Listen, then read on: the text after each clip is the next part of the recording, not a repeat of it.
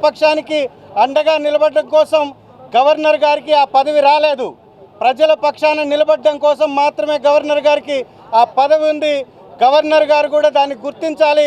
మేము ఎంత పోరాటం చేసినా అసెంబ్లీ సాక్షిగా ప్రతి సమస్యని మాట్లాడేటప్పుడు ఉండేటటువంటి విలువ బయట మాట్లాడితే ఉండదు అనేది మీరు చెప్పేది నిజమైతే ఆ మాట్లాడాల్సినటువంటి వేదిక మీద మాకు తగినటువంటి సమయం ఇవ్వాలా లేదా మీరు కూడా ఆలోచించాలి.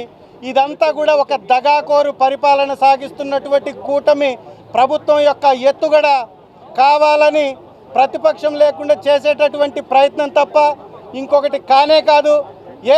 అధికార పక్షానికి 11 మందిని ఎదుర్కొనేటటువంటి సత్తా లేదా? సమాధానం చెప్పేటటువంటి సత్తా లేదా? ప్రతిపక్షంలో ఉన్నా కూడా 11 మందిమే కదా మేము ఉండేది. 11 మందికి కూడా సమాధానం చెప్పలేదా? అంటే మీ తప్పులు బయటపడతాయనా? మీరు చేసే దోపిడీ బయటపడుతుందనా? మీ అరాచకాన్ని బయట పెడతామనా?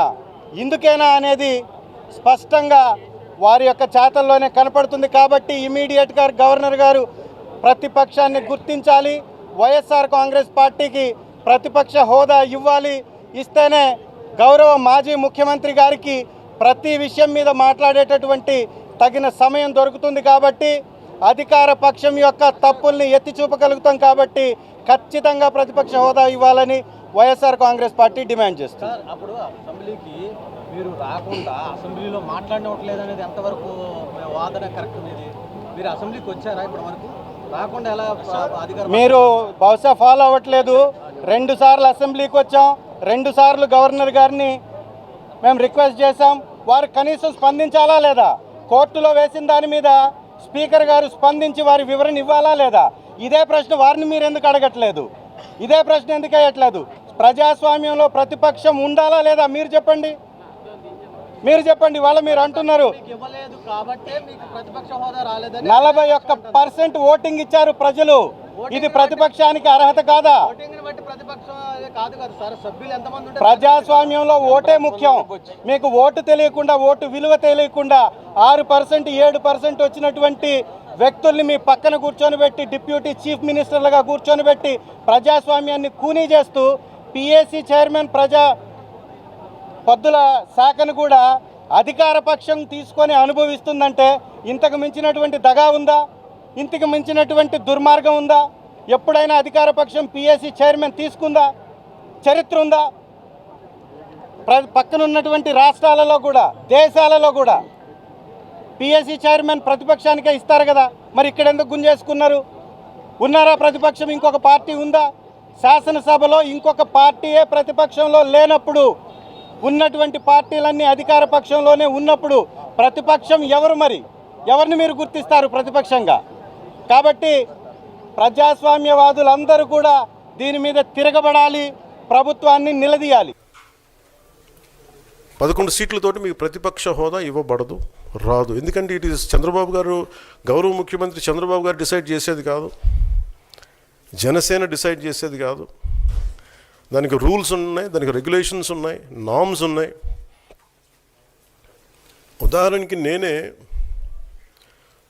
ప్రభుత్వం, మన కేంద్ర ప్రభుత్వం ఫార్మేషన్కి మేము వెళ్ళినప్పుడు పార్లమెంటరీ లీడర్ని ఎన్నుకోవాలి మనం కూర్చున్నప్పుడు, ఎన్డీఏ పక్ష నాయకుడు ఎన్నుకోవాలనుకున్నప్పుడు నేను నాయకుల స్థాయిలో నేను కూర్చున్నాను.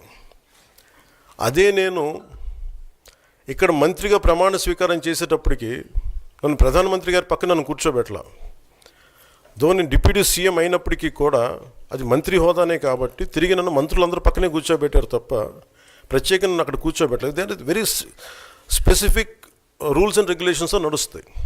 ఉదాహరణకి పొద్దున కూడా స్పీకర్ గారు ఎదురొస్తే, నేను అసెంబ్లీలోకి అడుగు పెడతా ఉంటే స్పీకర్ గారు ఎదురొచ్చారు. మనకి వచ్చి ఆయన కూడా ఆయనతో పాటు రండి అని వెళ్తుంటే ముందుకు తీసుకెళ్తుంటే నాకు అనిపించింది, సార్ ఇది డిప్యూటీ సీఎంకి ప్రోటోకాల్ ఉండదు, ఓన్లీ ముఖ్యమంత్రి గారు, స్పీకర్, మనకు కౌన్సిల్లో ఉండే చైర్మన్ ఆయనే మీరు చేయాల్సింది తప్ప ఇది మేము ఉండేది కాదని చెప్పి నేనే వెళ్ళిపోయాను. ఎందుకంటే మేమే ప్రోటోకాల్స్ బ్రేక్ ఎందుకు చేయమంటే మాకు లేని ప్రోటోకాల్ మేము అడగం. అలాగే వైసీపీ నాయకత్వం కూడా గుర్తించాల్సింది, ఇది మీకు హోదా ఇవ్వబడదు. ఇది చంద్రబాబు గారు ఆప్ చేస్తేనే కాదు, ఇది ఎవరు ఆప్ చేసింది కాదు, మీకు ప్రజలు మీకు ఇవ్వలేదు. మీకు అది మీరు దృష్టిలో పెట్టుకొని మీరు ప్రవర్తించాల్సిందిగా మనస్ఫూర్తిగా నేను వారిని కోరుకున్నాను. అంతేగాని వారిని ఎక్కడ అవమానం పరచాలని కానీ వారిని తగ్గించాలని కానీ లేదు. 175 సీట్లు కేవలం పాపం 11 సీట్లే ఇచ్చారు వాళ్ళకి. ఆ దృష్టిలో పెట్టుకొని ప్రవర్తించవలసిందిగా మనస్ఫూర్తిగా వారికి కోరుకుంటూ మీకు తెలియజేసుకున్నాను. Thank you.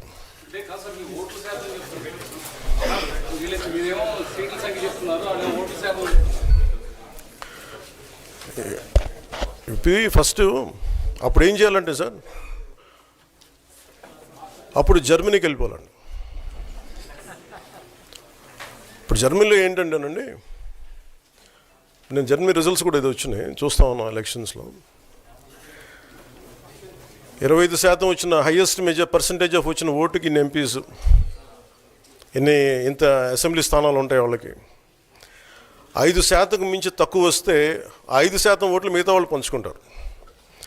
మనకు అలాంటి బెనిఫిట్ మనకి లేదు కాబట్టి మన రాజ్యాంగంలో లేదు. వాళ్ళు మంకు పట్టు పడితే they are free to go to Germany. Thank you.